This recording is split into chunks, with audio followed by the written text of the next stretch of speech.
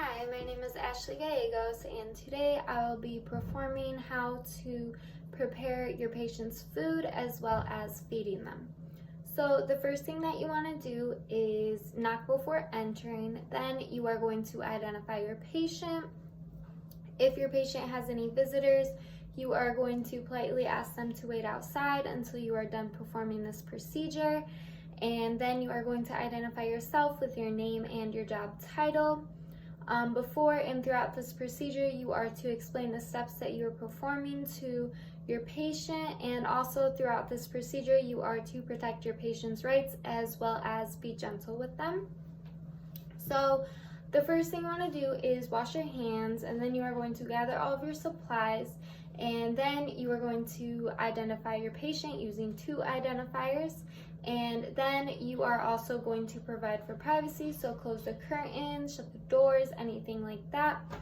And then, so we are going to prepare our person to eat. So we are just going to assist them with oral hygiene, and then just make sure you are washing your hands, taking off your gloves, washing your hands, stuff like that. And then after oral hygiene, we are going to also assist them with elimination and make sure you are wearing your gloves and then taking them off when you are done performing the procedure, and then washing your hands. And then we are also going to assist, we are also going to help our patient wash their hands as well. And then we are also going to wash our hands after we assist them. And so after that, we are now going to ask our patient where they would like to eat at. They could either eat in their bed, in their side chair in their room, or they could eat in their dining hall. And also after you are done with all this, just make sure if they wear dentures, put their dentures back in, make sure they're wearing their hearing aids or eyewear, anything like that.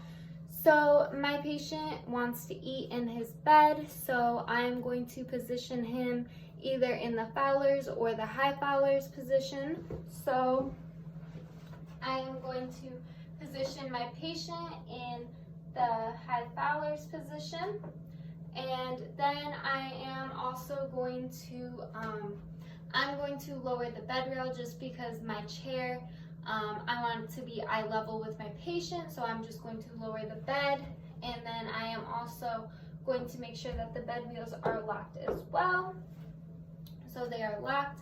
And then I am going to move my chair next to them, as well as move the overbed table within my reach.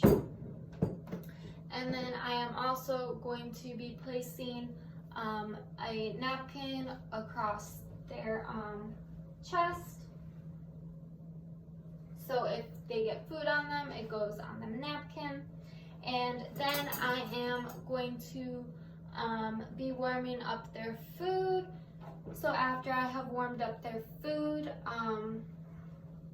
I would make sure that it's not too hot, so I would use a thermometer to check the temperature. And also if my patient hasn't eaten in about 15 minutes, then I would warm up the food again and just make sure it's not too hot as well. So after we have gathered all of our supplies, we're going to wash our hands, and then we are going to apply gloves. And then now we are also make sure that you check your patient's dietary card. So I have my patient's dietary card right here, and just make sure if they're on a diet that you're following like if they have dysphagia, then you are making sure that they have thickened foods as well as not using a straw, or if they're just like on a liquid diet, anything like that. So my patient, he doesn't have the dysphagia diet, so I don't need to worry about just serving him thickened foods.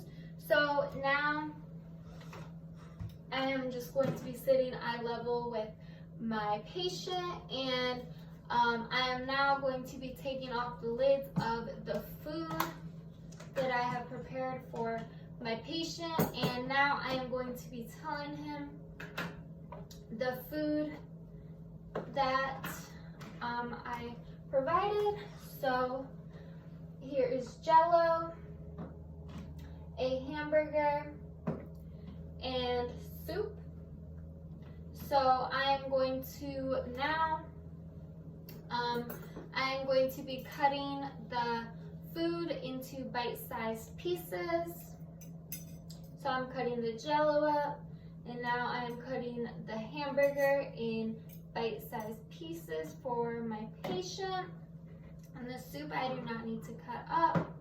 And so now I'm going to ask my patient what food they would like to eat first.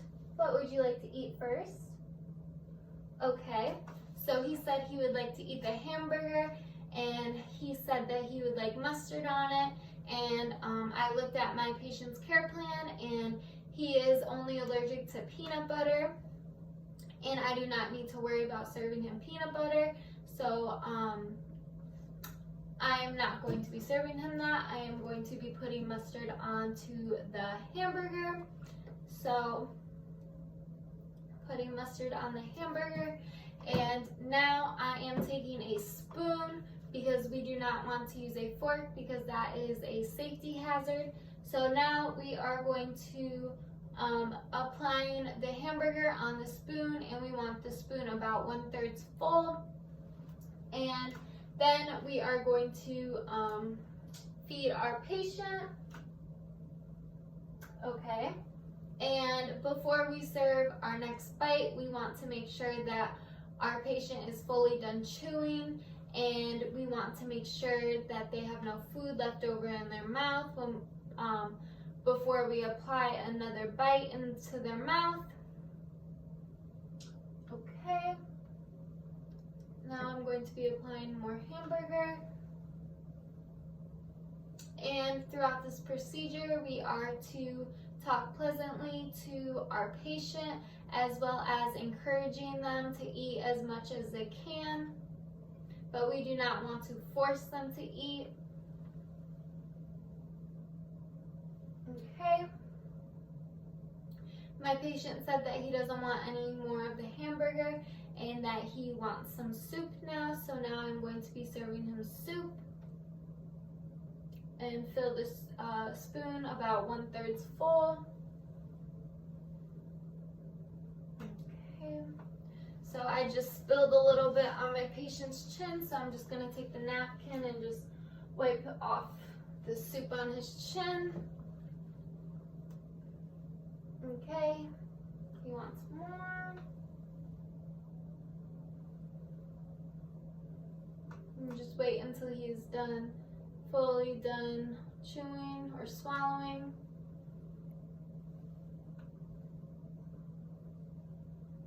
Okay, my patient said he doesn't want any more of the soup and that he would like some Jell-O now, so I'm going to be serving him Jell-O now. Fill it up, fill the spoon about 1/3 full.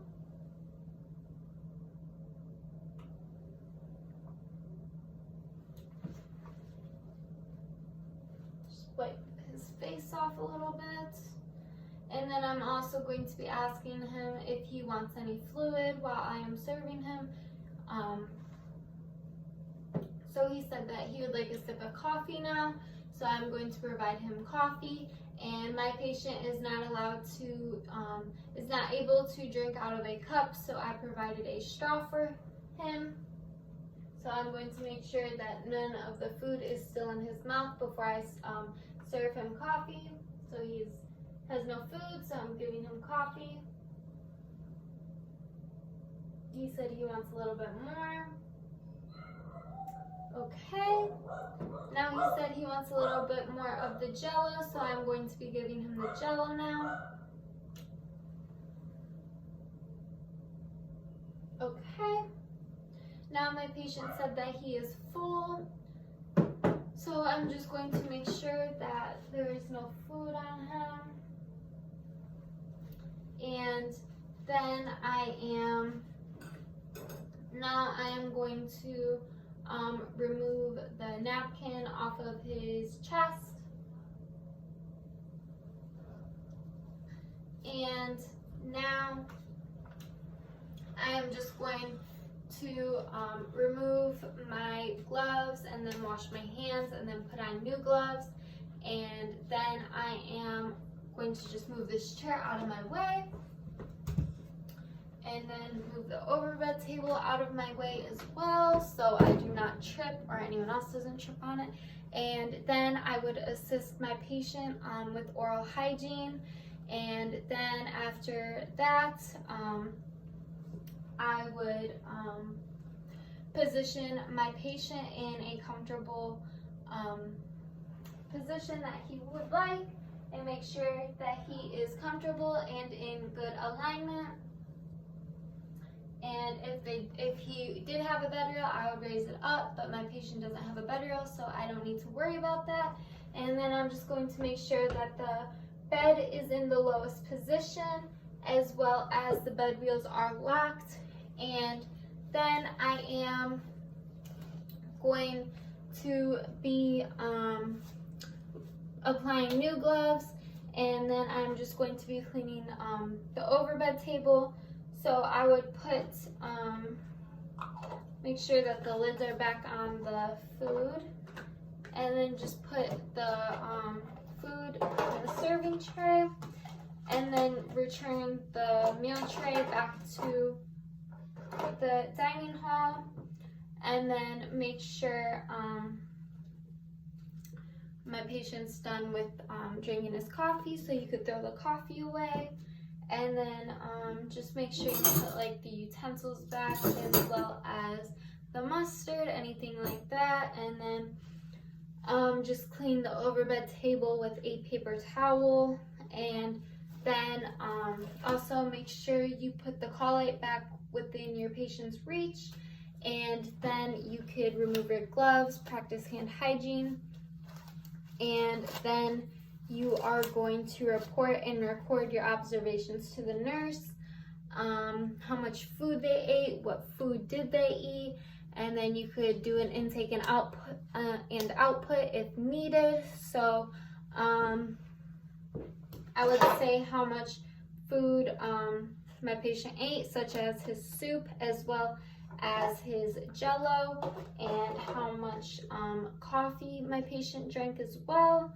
And then also their output, how much did my patient go to the bathroom, anything like that. And after I have done the intake and output, just report and record my observations to the nurse. I could unscreen the person, do a safety check around the room, place the call light and any other items within their reach. And that is how you properly prepare and feed your patient. Thank you.